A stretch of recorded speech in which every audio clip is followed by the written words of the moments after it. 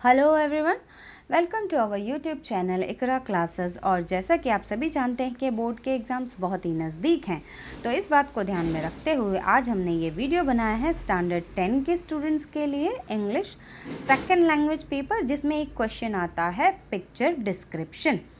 ये question 5 mark का होता है और इसमें आपको एक पिक्चर दिया जाता है क्वेश्चन पेपर में और उसे आपको 10 से 12 लाइंस में डिस्क्राइब करना होता है। इसमें स्टूडेंट्स को बहुत ज़्यादा प्रॉब्लम्स होती हैं, उन्हें समझ नहीं आता कि पिक्चर कैसे डिस्क्राइब करें। तो अब से ये मुश्किल होगी आसान, ओके, और पिक्चर डिस्क्रिप्शन अब आपके लिए होगा easy. Let's begin our class. सबसे पहली और इम्पॉर्टेंट टिप ये है कि जब भी आप पिक्चर डिस्क्रिप्शन क्वेश्चन करते हैं तो उसे देखते ही लिखना शुरू नहीं करना है। सबसे पहले आपको पिक्चर को अच्छे से ऑब्ज़र्व करना है। पिक्चर में आपको क्या क्या चीज़ें नज़र आ रही हैं कि और पिक्चर में आपको क्या दिखाई दे रहा है, वो सारी चीज़ों की एक आप रफ लिस्ट बनाएंगे। ठीक है, तो पिक्चर देखते ही लिखना शुरू नहीं करेंगे, पहले पिक्चर को देखेंगे, समझेंगे उसमें क्या क्या चीज़ें नज़र आ रही हैं, उसकी एक लिस्ट बनाएंगे। उसके बाद जब हम पिक्चर डिस्क्रिप्शन शुरू करते हैं तो सबसे पहले हमें पिक्चर को इंट्रोड्यूस करना है, यानी पिक्चर किस बारे में है या फिर किस जगह का पिक्चर दिया गया है वो हम बताएंगे। और उसके लिए हमारा सेंटेंस फॉर्मेशन होगा this is a picture of अ, क्योंकि एक पिक्चर है, ओके, सिंगुलर, इसीलिए this is and article a भी ज़रूरी है। अगर आपको पिक्चर किसी गार्डन का दिया गया है तो आप लिखेंगे this is a picture of a garden. अगर बर्थडे पार्टी का पिक्चर है तो आप लिखेंगे this is a picture of a birthday party. अगर किसी लाइब्रेरी का पिक्चर है तो आप लिखेंगे this is a picture of a library. अगर किसी मेले का पिक्चर है तो आप लिखेंगे this is a picture of a fun fair. अगर दिवाली सेलिब्रेशन का पिक्चर है तो आप लिखेंगे this is a picture of Diwali celebration. अगर होली सेलिब्रेशन का पिक्चर है तो आप लिखेंगे this is a picture of Holi celebration. तो फॉर्मेशन हमारा यही रहेगा, ठीक है, this is a picture of अ। उसके बाद जिस भी टॉपिक पे या जिस भी जगह का पिक्चर है वो आप लिख देंगे, ठीक है। तो सेंटेंस में पिक्चर डिस्क्रिप्शन में सबसे पहले आपको पिक्चर को इंट्रोड्यूस करना है, पिक्चर के बारे में इंफॉर्मेशन देनी है। ओके, नेक्स्ट इज़ जो भी चीज़ें हमने लिस्ट बनाई है, जो भी चीज़ें हमें पिक्चर में नज़र आई उसकी जो हमने लिस्ट बनाई थी, अब हम उसे सेंटेंस में मेंशन करेंगे। तो किसी भी चीज़ को सेंटेंस में मेंशन करने के लिए हम देयर का इस्तेमाल करते हैं। देयर कोई भी चीज़ कहीं पर रखी हुई है या कोई भी कहीं पर मौजूद है, कोई भी इंसान खड़ा है या बैठा है, तो उसके लिए हम देयर का इस्तेमाल करते हैं। अगर सिंगुलर है तो हम लिखेंगे देयर इज़। अगर प्लूरल है, एक से ज़्यादा है, तो हम लिखेंगे there are. Okay, so let's see the example. There is a cake on the table. Okay, there is a painting, तो पेंटिंग कहाँ है? On the wall. There are many cupboards in the library. Okay, there is a colorful rangoli. Then there are many children in the garden. Okay, so there is and there are के ज़रिए हमें picture में जो भी चीज़ें नज़र आ रही हैं हम उसे सेंटेंस में मेंशन करेंगे। नाउ पिक्चर डिस्क्रिप्शन में आप सिर्फ एक ही टाइप के सेंटेंस नहीं लिख सकते, आपको सेंटेंस वेरिएशन देना होगा, ठीक है। सेंटेंस में वेरिएशन होना चाहिए, यानी अलग अलग टाइप के सेंटेंस आपको लिखने होंगे। तो दूसरा तरीका है वी कैन सी।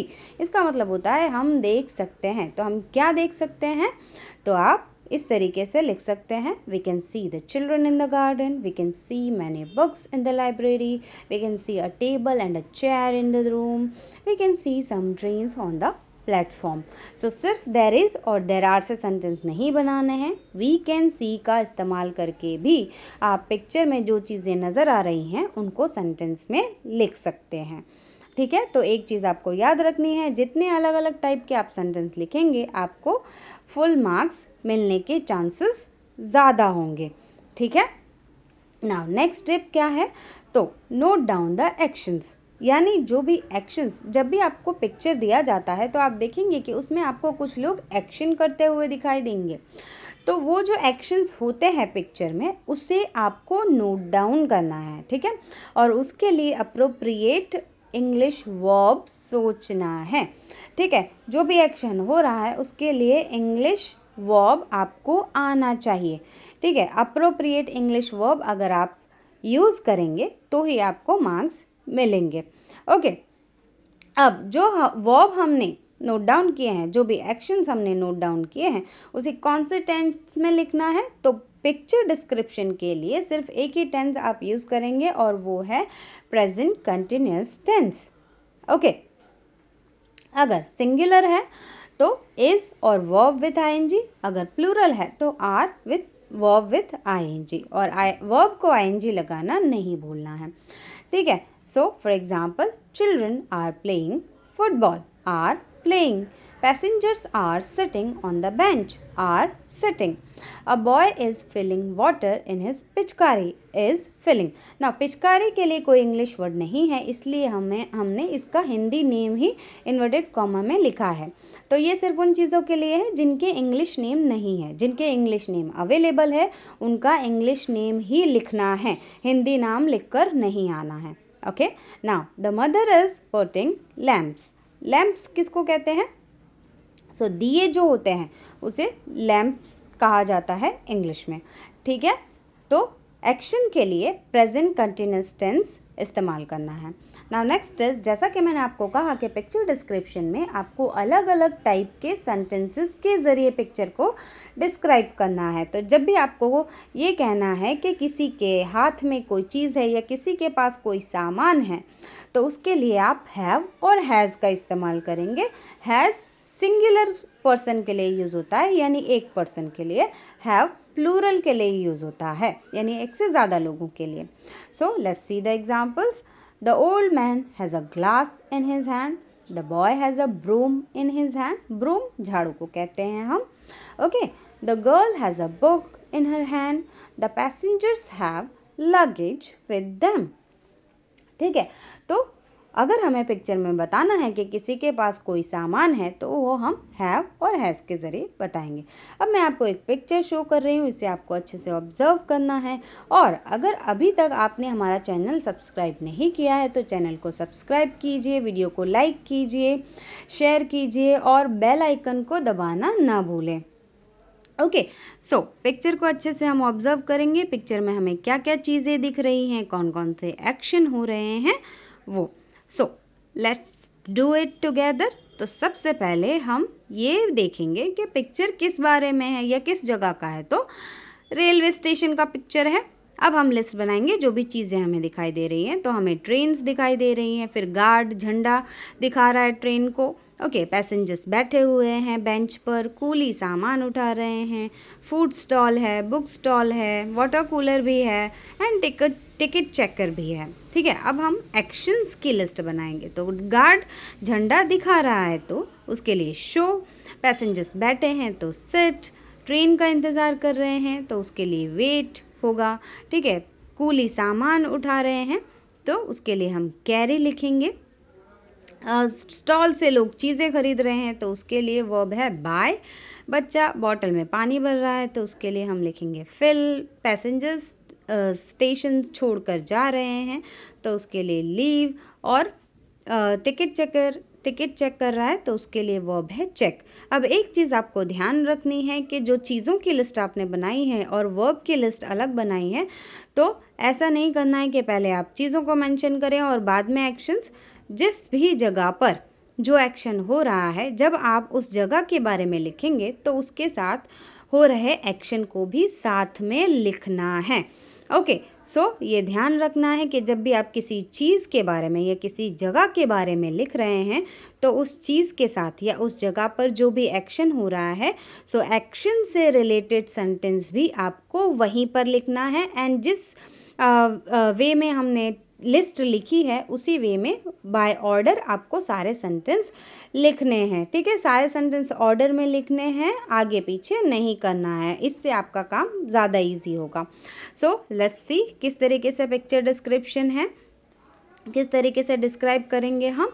तो सबसे पहला सेंटेंस हम इंट्रोड्यूस करेंगे कि पिक्चर किस बारे में है। So this is a picture of a railway station. दूसरा, हमें वहाँ पिक्चर में क्या दिख रहा है। So we can see some trains on the platform. उसके बाद ट्रेन के पास कौन है। सो गार्ड है जो झंडा दिखा रहा है, so a guard is showing red flag to the train. Okay, तो ट्रेन के पास जो एक्शन हो रहा है हम वो उसके साथ लिखेंगे। अब आती है पैसेंजर्स की बारी। So passengers are sitting on the bench. Okay, continuous tense में लिखेंगे हम। उसके बाद वो बैठकर क्या कर रहे हैं, so they are waiting for the train. Okay, then coolies, so coolies are carrying the luggage of the passengers. Okay, अब हम दूसरी चीज़ें मेंशन करेंगे। So there is a water cooler on the platform. उसके पास क्या एक्शन हो रहा है, so a boy is filling his water bottle from the water cooler. Okay, उसके बाद स्टॉल्स की बारी आती है। So there is a food stall and a book store on the platform. Okay, वहाँ पर क्या एक्शंस हो रहे हैं, so 2 people are buying snacks from the food stall. Okay, फिर बुक स्टोर के पास क्या एक्शन हो रहा है, so a woman is buying book from the book store. अब पैसेंजर्स स्टेशन छोड़कर जा रहे हैं, so some passengers are leaving the station.